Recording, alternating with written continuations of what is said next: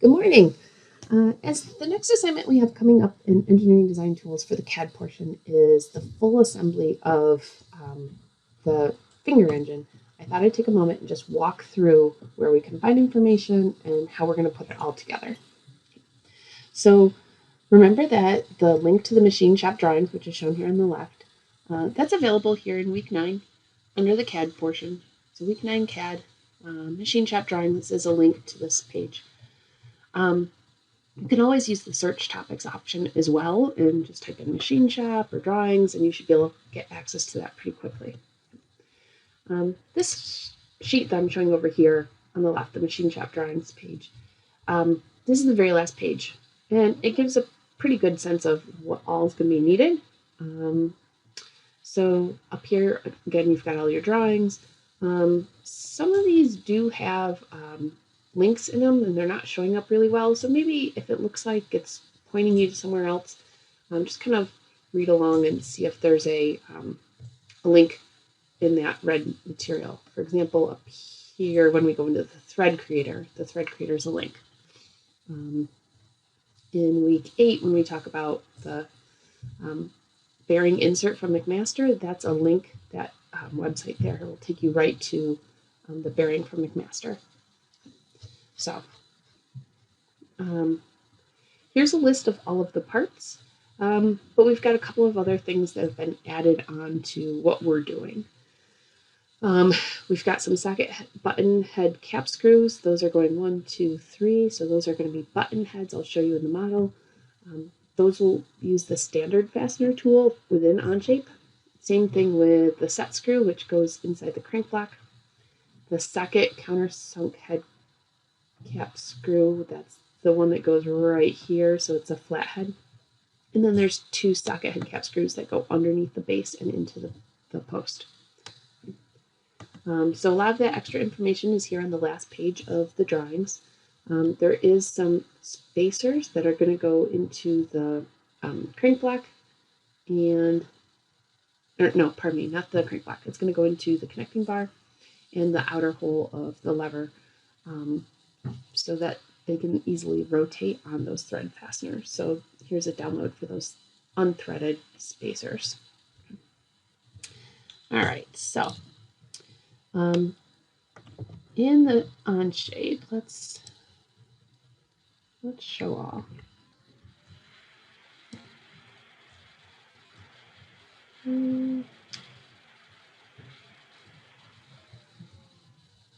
I think there's a way to show everything, but I'm not seeing it.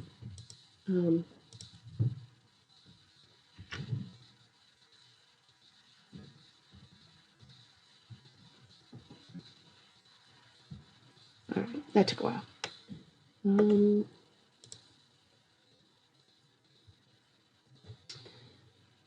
Okay.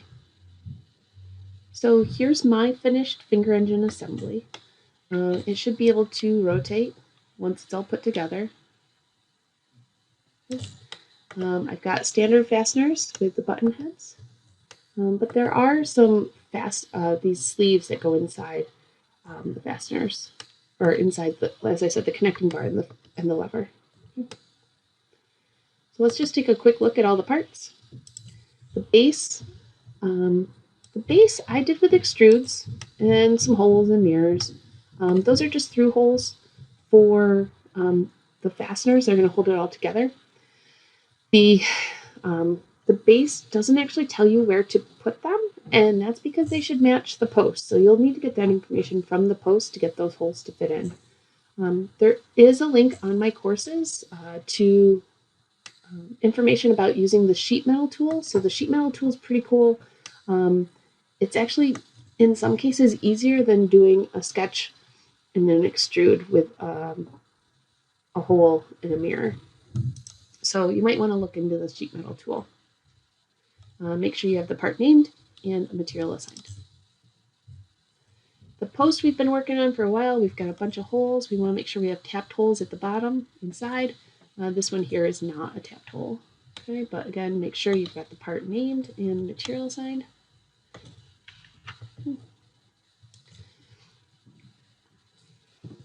The lever, we've got a threaded hole here. threaded hole here and a through all hole through here. And then those cuts, those are just extruded cuts with a name. Connecting bar is pretty straightforward, just a couple of holes. When you're creating those holes, you want to, let me show you this for a second. All right, you can have them going straight across. Finger tab, one side's nice and flat, the other side's got two, it's got a chamfer on its own for the outside, but the hole is a hole with a chamfer to make the inside hole. The crank block, right, this hole here is a tapped hole, but this has to be a blind hole. You give it the depth of 1/2 inch. And a tapped hole, and then a through hole. The steel shaft was covered in another video. So the steel shaft, we've got the flat, the relief, and actually I'm going to move that chamfer after the thread.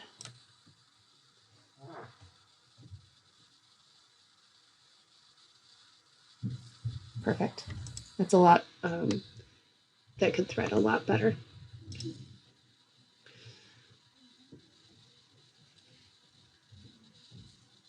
Right, the flywheel. Got a threaded hole through the center, pretty big flywheel here with a couple of chamfers. One chamfer applied to both sides. The retaining nut, I think I've got mine here as brass, but I believe yours was done with plastic. It's up to you how, if you've already created this object, just use whatever's been done in lab. Again, we got a couple of chamfers. Oh.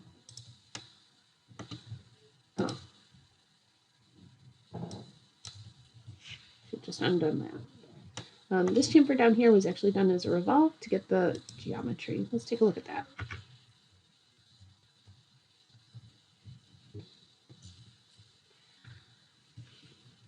Right, so we have an axis of revolution. We have a projected geometry.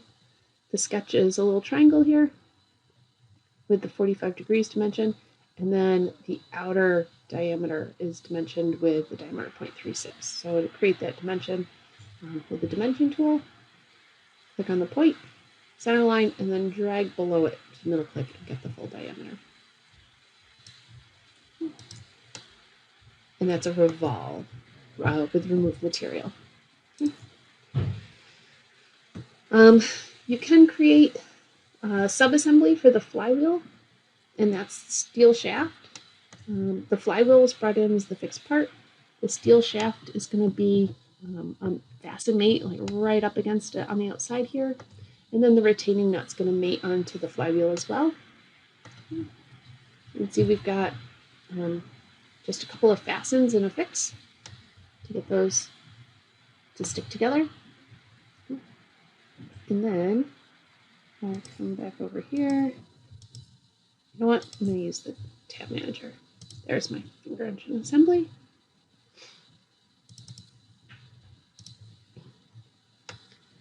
All right, so this particular time I have the base as my fixed, but I think the post actually works really well too, especially if you want to get started with the assembly and you haven't completed the base yet. I think the post works as a really good fixed constraint.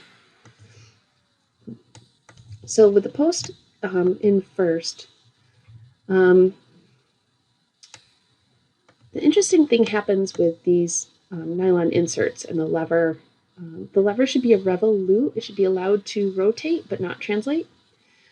You can, it looks like it's on pretty close up against here for now. You could bring the lever in and then add in that nylon insert. Remember, we're going to download that insert from McMaster using this link here. Middle click to bring that in another page. Here's that McMaster car page.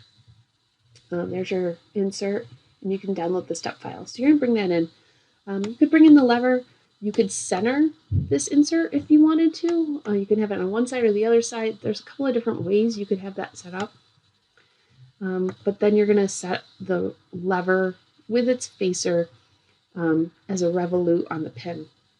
You don't have to stop the rotation. The rotation is stopped by the connecting rod itself. The connecting rod is what makes it not allowed to spin all the way around. Okay. Same thing with the connecting rod. You might want to bring the connecting rod in, add that spacer in either one side or centered. It's up to you. And then once you've got it, you're going to add this as a revolute to the lever here, and then also connect it up here to the connecting rod or the crank block. The connection on the connecting rod is kind of interesting. That if you set it as a revolute at one location, the other location needs to be a cylinder. And that happens because of all these little distances that things are offset. You can see the revolute's going to stop the translation in and out. And once it's stopped with the translation, we don't have to stop the translation anymore. We just have to stop the rotation. So make one end of the connecting bar a revolute and the other end a cylinder. For those of you in statics, this is pretty analogous to all the things we've been doing with pins and rollers. We can have a pin at both ends because once the up and down stopped or the side to side stopped, we just have to stop the rotation. It's a pretty similar concept to what's happening here with the revolute and cylinder on the connecting bar.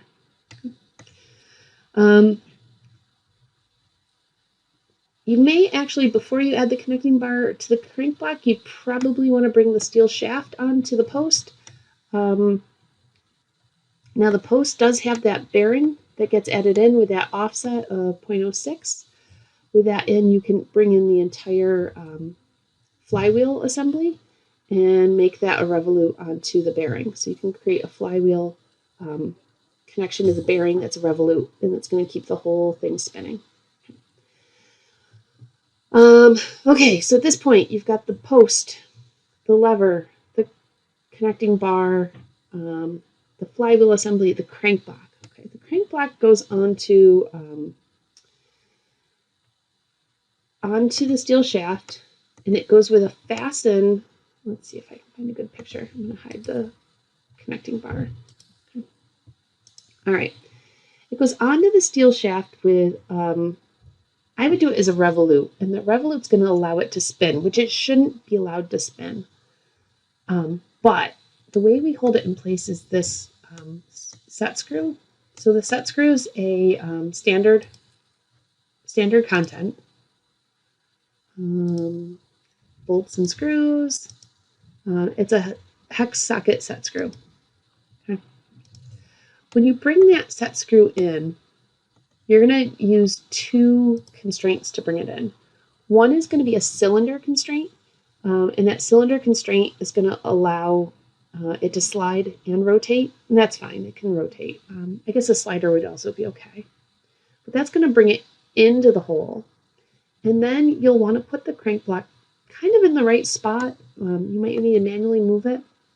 And then we'll use a planer mate between, it's a little hard to see here. Let's actually hide the crank block. Okay. You'll do a planer mate between the face of the steel shaft and the bottom of the set screw. So with that face of the steel shaft and the bottom of the set screw selected, you'll do a planer mate. And that's what's going to stop the up and down, where this cylindrical mate is actually going to locate it within the slot in the crank block. And then once we've got all those parts in, want to bring in the base. The base is going to be just a fasten onto one of the holes of the post. Bring in your finger tab. That'll just be a fasten. And then finish up with the fastener. So 3 button heads. The descriptions are given on that last page. Here, there's your information in your button heads. You got 2 socket head cap screws on the bottom, and that flathead screw in the finger tab. And as long as you've got the lever connected as a revolute to the post, we got a revolute and a cylindrical on the connecting bar, and the flywheel assembly, or just the steel shaft as a revolute up at the top, you should be able to get the motion that we need. A great way to check your assembly is the bill of materials, the BOM table over here on the far right side. Okay. So the BOM table is going to give you a list and make sure you have names for all of your components. And it's going to show you if you've got material added. Oh wait, sorry, that's the description. I need a material. Okay, so to update my bill of materials, I want to make sure I've got